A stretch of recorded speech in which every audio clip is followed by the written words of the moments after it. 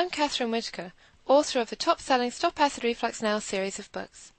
I'm often asked if acid reflux, heartburn or GERD can cause permanent damage, so I wanted to cover this subject in this video.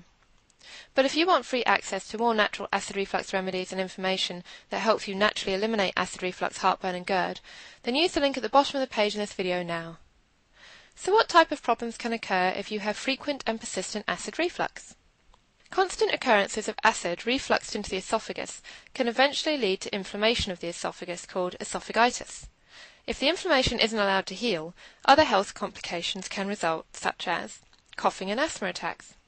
Refluxed acid can stimulate nerves within the esophagus related to the lungs. This can lead to a constriction of the airways, triggering coughing in non-asthmatics, and can result in asthma attacks in those who suffer from asthma. Aside from acid aggravating nerves linked to the lungs, aspiration can occur. Aspiration is when acid is actually refluxed or breathed into the lungs. Aspiration can cause inflammation within the lungs, leading to symptoms such as coughing, choking, and shortness of breath. Continuous lung inflammation can result in scarring on the lungs and lead to lung infections that may cause pneumonia. Prolonged esophagitis can lead to damage in the esophageal lining. Once damaged, refluxed acid can break through the esophagus lining, and a lesion known as an ulcer can form where the tissue surface of the esophagus wall has been eaten away by the acid. Ulcers are often painful because they can trigger additional inflammation that causes erosion of the esophageal blood vessels, which in turn can lead to bleeding in the esophagus. If this bleeding becomes severe, a person may require a blood transfusion or surgery. Ulcers can heal by forming scar tissue once inflammation stops. A stricture occurs when the inner cavity of the esophagus unnaturally shrinks and narrows due to the scar tissue of a healed ulcer. A severe stricture can cause swallowed food to become stuck in the esophagus. If the food can't pass through the esophagus, a person may have to have the food surgically removed, as well as undergo a procedure that stretches the stricture to prevent it happening again. Approximately 10% of people with GERD will develop a condition known as Barrett's esophagus.